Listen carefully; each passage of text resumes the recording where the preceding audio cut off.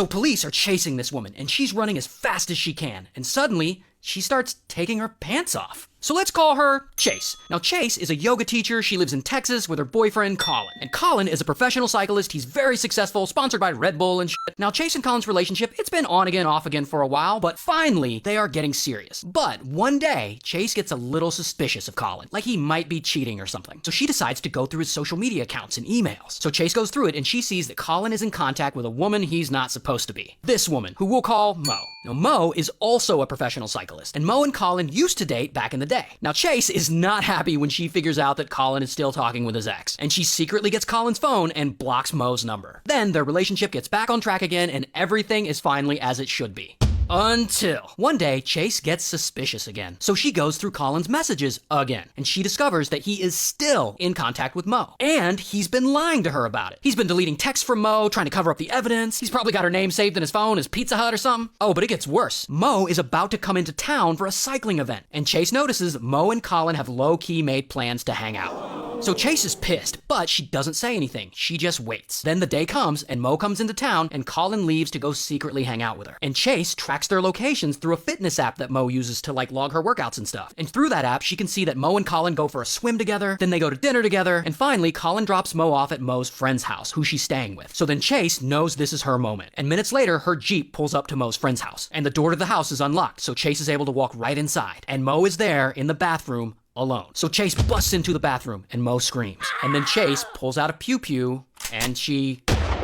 Then about a half hour goes by and the friend Mo is staying with comes home. And she finds Mo on the bathroom floor, unresponsive. And she calls 911, but unfortunately... Mo doesn't make it. Then, the next day, by sheer coincidence I'm sure, police arrest Chase. But not because she unalived someone with a pew-pew, but because as it turns out, she has an outstanding warrant for minor theft from years ago. So it seems like police were just suspicious of her and they wanted an excuse to question her. So anyway, they're questioning her, and in the middle of the questioning, they discover Chase's birth date on the warrant doesn't match her actual birthday. And that's probably a typo, but it invalidates the warrant. So they have to let her go. 2 days later, Chase sells her Jeep, takes the money, and flies to New York City. And there, I guess she gets in contact with her sister, because she ends up getting her sister's credit card and passport, and she uses that to book a flight to Costa Rica. Meanwhile, police find surveillance footage of Chase leaving Mo's friend's house the night of Mo's murder, so they put a warrant out for her arrest. But Chase is already long gone, she's chilling in Costa Rica. And while she's in Costa Rica, she decides she's gonna put all this murder stuff behind her. She starts teaching yoga, tries to establish herself as a yoga teacher, she starts changing her look, she cuts her hair, she dyes it a different color, she even gets a little plastic surgery, little rhinoplasty. Here's how she looked before, and here's how she looks in Costa Rica. So Chase is staying in a hostel in Costa Rica, and she's been there for about 6 weeks. And at this point, the U.S. Marshals are looking for her. So she's in this hostel, and after 43 days on the run, police suddenly come busting in, and they arrest her and extradite her back to the U.S. So finally, Chase is back in the U.S., in Texas, in jail. Here's her mugshot. But it is not over, because Chase is determined she's gonna bust out. So she's in this jail for over a year, waiting for her trial. During this time, she's working out hardcore, she's trying to get in shape for her big breakout. And one day, she goes to her corrections officers, and she's like, ouch, I got a leg injury. Can you take me to the medical facility in the city for care? And they're like, sure. So they take her to the doctor's appointment, and after the appointment, they're walking out. And Chase finally decides this is the right moment. And she suddenly makes a run for it. And she's been working out, so she sprints her ass off. And corrections officer, they chase her, and this chase goes on for about a mile. And someone actually gets some of it on camera. Look, there she is. Go, Chase. So she's running as fast as she can, and she suddenly starts taking her pants off. Because underneath her pants, she's wearing long thermal underwear. This is her attempt to change out of her prison clothes so no one can see that she's an escaped convict. But ultimately, it's no use. As she's trying to climb a fence, she's recaptured and taken back to jail. And a month later, she goes to trial, she's found guilty of first-degree murder, and she's sentenced to 90 years in prison. And all this happened in Austin, Texas, so shout out to Austin. So this guy, his name's Nicholas, and Nicholas has a big problem. He's dead. One day, he just dies rather suddenly. So how does he die? Well, before all this, Nicholas was going to college in Ohio. And there, one night, he decides to essay a woman. And he's arrested, and here's his mugshot. Then he moves to Utah, and later that same year, he allegedly essays another woman. Then, shortly after, a third woman. Here's his mugshot. Then he moves again to Rhode Island. And there, 4 women file complaints against him, and one of those women gets a restraining order. Here's his mugshot. So Nicholas has a terrible record with women, and he's been arrested a lot, but he never does any serious prison time for any of this. And it seems like he's never going to. Until investigators back in Utah, they start testing old backlogged grape kits from years ago. And in one of those kits, guess whose DNA gets a match? Nicholas. So now investigators in Utah are looking for him, but he's moved many states away. So they place him on Utah's most wanted list. And allegedly, he gets word of this and he moves again. This time he moves overseas to the UK, and he eventually ends up living in Bristol. And after a couple of years, he meets a nice woman, he marries her. We'll just call her wife. Now, allegedly, he doesn't tell wife about his arrest history, so no one in the UK knows who he is or anything about his past.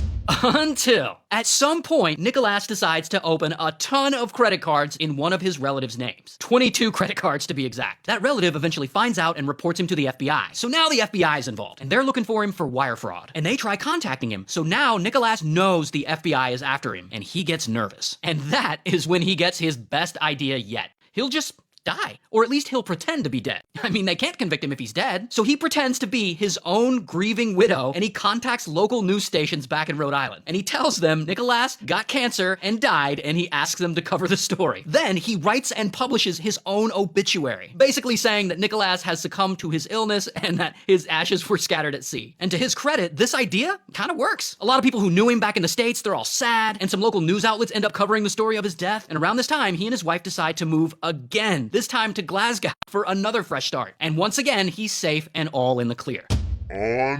One day, out of nowhere, Nicholas gets COVID. And he gets it really bad. He gets it so bad, in fact, that he has to go to the hospital. So he checks into the hospital. Now, he can't check in under his name Nicholas because Nicholas is dead. So he gives them a different name, Arthur Knight. And by this time, the FBI is done with his games. They have zeroed in on him. So they figure out where his apartment is in Glasgow. And Scottish police show up, and his wife is there. And his wife is like, he's not here. He's in the hospital with COVID. So they go to the hospital, and they immediately arrest him. Now, when he gets arrested, he's basically like, but I'm not Nicholas. My name is Arthur Knight. I've never even been to the United States. I'm Irish. And the whole time, he's putting on like this fake English accent. And police are like, yeah, that's bullshit. We have your medical records. Plus, you have like all the same tattoos. You're Nicholas. So they throw him in jail while he waits to be extradited back to the US. And the whole time, he's still like, but I'm not Nicholas. He also starts pretending to be very sick. Like he suddenly starts claiming that he can't walk and he needs a wheelchair and like an oxygen mask. Now, if you think his story is insane, so does everyone else. Because it starts to blow up and news outlets start reporting on it. And he eventually gets invited onto Dateline to give an interview. And in this interview, he is still committed to the bit. I'm not Nicholas.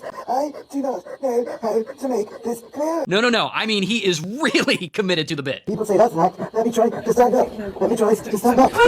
Exactly. Even when he goes to trial to see if he should be extradited back to the US, he still claims he is not Nicholas. But at this point, they got DNA evidence, they got fingerprints, medical records, his tattoos, so the judge is just not buying his nonsense. So finally, they extradite him back to Utah, and there, he's in jail waiting for his trial. And in jail, of course, he's still keeping up the act. Objection, my lady. That is complete hearsay. Shout out to every state and country he fled to. So this TikToker, her name's Michaela. One day, she and her boyfriend Adam are on a road trip together, and they're passing through Alabama. And they're kind of in the middle of nowhere, and suddenly, they see a woman on the side of the road, and she's flagging them down. She needs help, and they pull over. So this woman, let's call her Yaz. And Yaz asks them for jumper cables. Her car is apparently broken down back at her campsite a little further into the woods. And Adam's like a super nice guy, so he's like, of course we'll help. So Yaz leads them further back into the woods, and they see her car with the hood already popped open. Now before Adam gets out of his van, he reaches into the back and he grabs his pew-pew, and he tucks it into his waistband, just in case. So they try jumping Jazz's car, and it is not working. And they keep trying, and they keep trying for over an hour. And by this time, Michaela is ready to leave. And she's like, okay, this is not working. Is there anything else we can help you with? And suddenly, Yaz is like, yes, you can put your hands up. And she pulls out a pew-pew. So Michaela and Adam are like, what the fuck?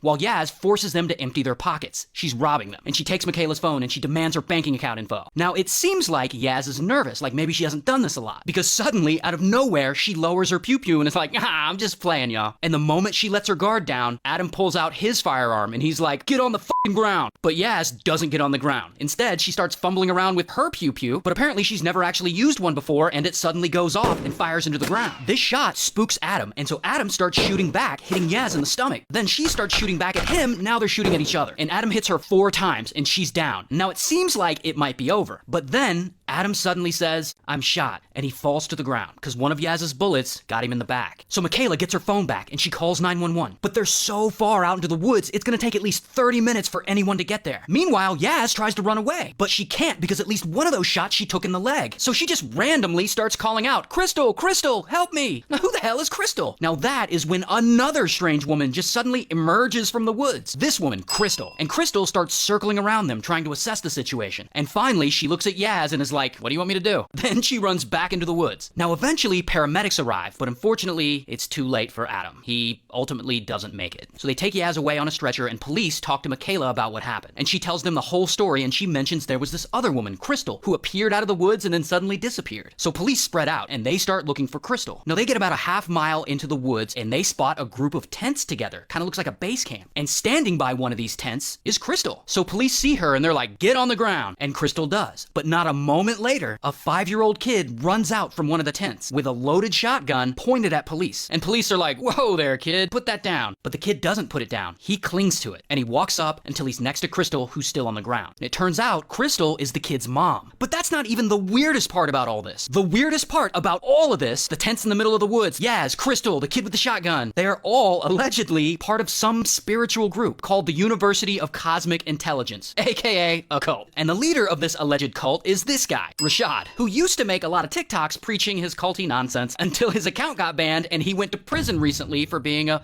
P3DO. I'm not kidding. So supposedly, they're all in a cult following the teachings of that guy. And they've been living in the woods, off the grid, and they've run out of resources, so they come up with this plan to pretend their car's broken down and rob whoever tries to stop and help them. Anyway, police arrest Crystal, and they eventually arrest Yaz in the hospital. Here's Crystal's mugshot, here's Yaz's. They go to trial, they get convicted. Yaz is sentenced to 35 years in prison for unaliving Adam, but Crystal is actually sentenced to life, because apparently she was the mastermind behind the whole robbery. And by the way, Michaela has a TikTok page, and she talks all about this. She's actually pretty great. Shout out to Alabama.